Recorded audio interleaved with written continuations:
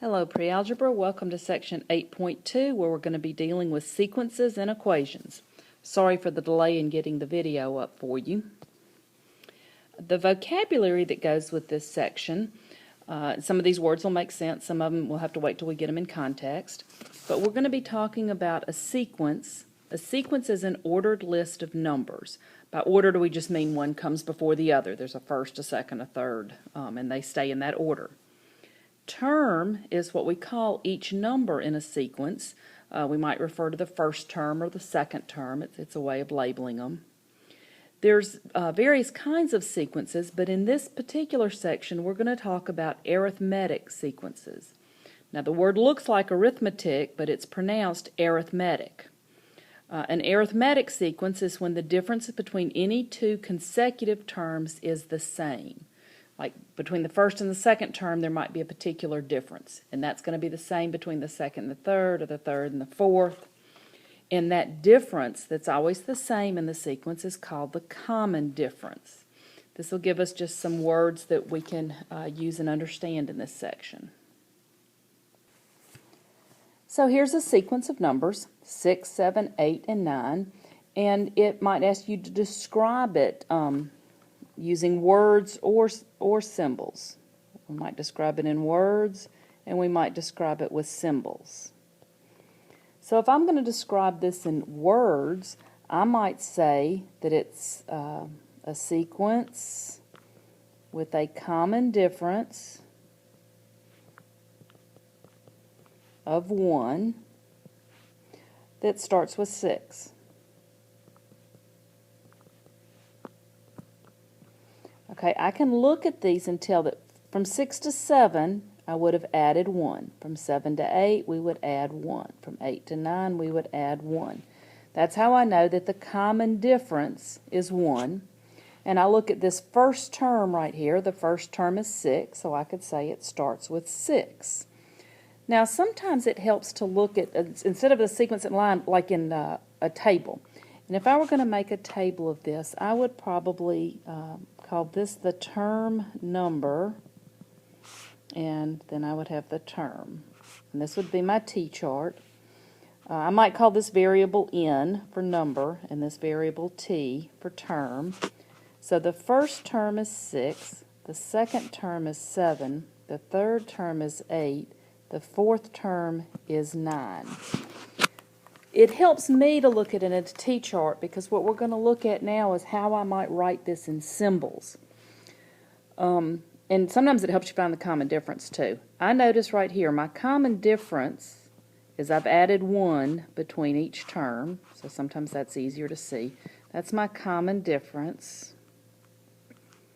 We should abbreviate that. Maybe CD would make it.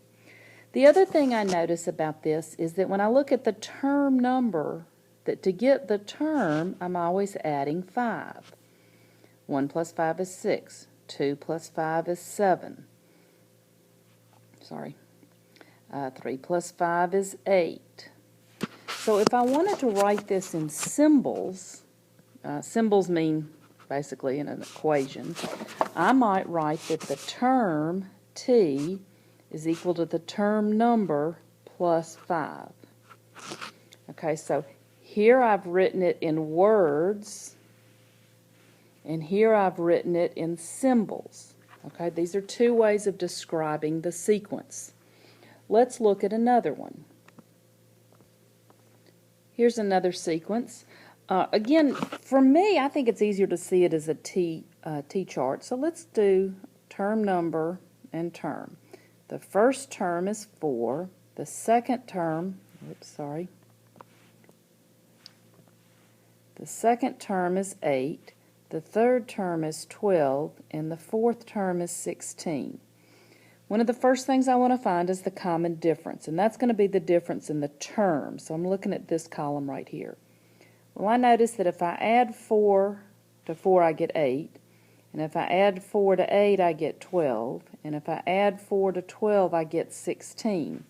So I might say that this is a sequence with a common difference of 4 starting with 4. Okay, that's one way to look at it. If I want to write it in symbols, what I really need to be looking at is how the term compares to the number. So how does 1 compare to 4? Whoops. Hang on, I don't know what I just did to my thing. Okay, sorry, that wasn't anything you could see, but on my screen I was seeing something funny.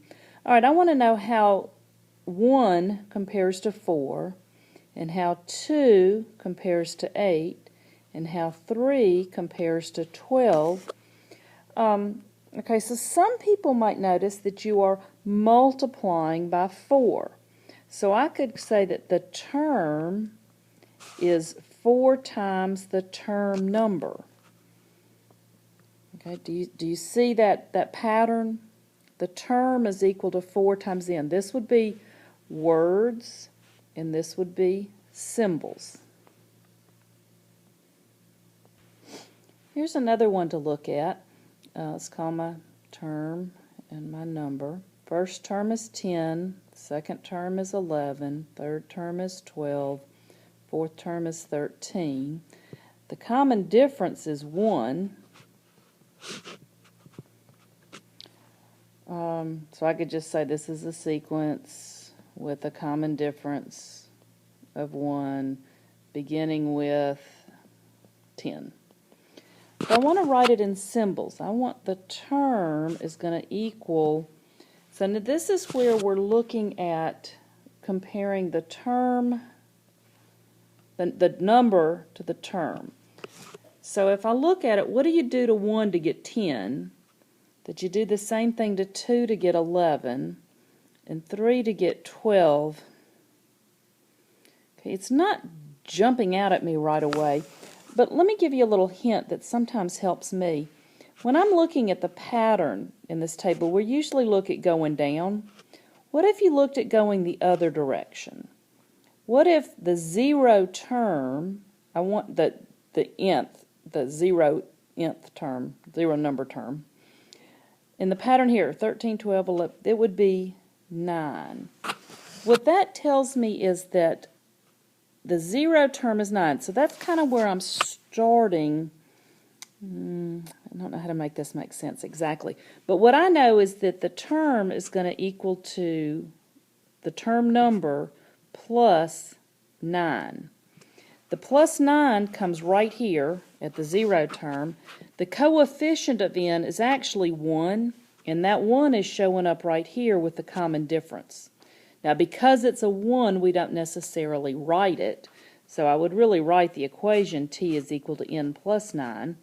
But of course, if it helps you to write the 1, I'm not going to count off if you do that. Let's look at another one, see if we're making some progress with these. All right, here's another sequence. We start with 5, then we go to 10, 15, 20. I think it's pretty easy to see that the common difference here is 5, but I'm going to write it as a T-chart because I know that that helps me when I'm writing it in symbols. The first term is 5, the second term is 10, the third term is 15, and the fourth term is 20. So I see that my common difference is 5. So when I'm writing my term number, and I can also look this way, and I know that 1 times 5 is 5, 2 times 5 is 10. But again here, the common difference multiplied by n,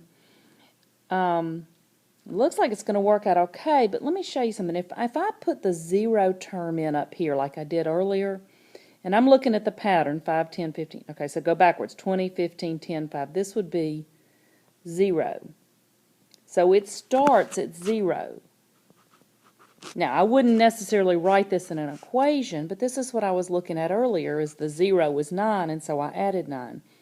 Well, here, when the nth term, when we're looking at the 0 nth term, the t is 0, so it would be like this. So when I write the final equation, I would simply write t is equal to 5 times n, because the 0 wouldn't have any meaning. You may have already seen this just looking at the T-chart, but sometimes it helps to look at this 0 spot as well. Now here's a problem where we're going to actually use that equation that we're trying to write. The sequence is 7, 10, 13, 16. But the question is, find the 15th term. Now, we could list these on out and list the 15th, but if it asked you for something bigger, like if it asked you for the 50th term or the 100th term, that would be a lot of writing out. So we're trying to show a way to do this without having to write it all out. First term is 7, second term is 10, third term is 13, fourth term is 16. First you're looking for the common difference. Well, I notice that I'm adding 3 each time. So I know that when I write my equation, t, let's fix that. T is going to be 3 times n, but when I go back and check it, 3 times 1 is not 7, and 3 times 2 is not 10. So there has to be something else going on. Again, this is where I like to look for that 0th term, following the pattern, 16, 13, 10, 7. The t would have to be 4. When the term number is 0, the t would be 4, and that's what I'm going to need to add here. So I see the equation as 3n plus 4. It's a good idea to go back and check and see how you're doing on this. So let's plug in a number. Let's pick the 2 and test it. 3 times 2 plus 4. Well, that's 6 plus 4, which is 10, which is what we want it to be. So I'm feeling fairly comfortable about this equation that we've come up with. Let's look at what this question was asking. Find the 15th term. Okay, so when we're talking about which term, we're talking about this column right here, the n, the nth term. They want us to find the 15th. So we're going to plug 15 in for n, so we'll have t is equal to 3 times 15 plus 4, which is 45 plus 4, or 49.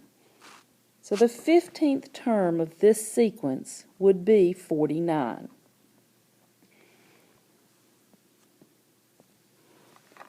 Now your assignment for this lesson is going to be on page 407 in the textbook, number 1 through 28. I want you to do all of the problems, but make sure that you check the answers to the odds in the back of the book. That way you'll know if you're getting it right. There are a couple of word problems in here, and if you'll look at example 3 on page 406, I think that will help you. Now, if you are going to be in class tomorrow, you do not have to worry about doing this assignment earlier. This is what we'll be doing in class, but I'm posting the assignment for those people who are out of town enjoying their Thanksgiving with family or having a fun vacation. See y'all later.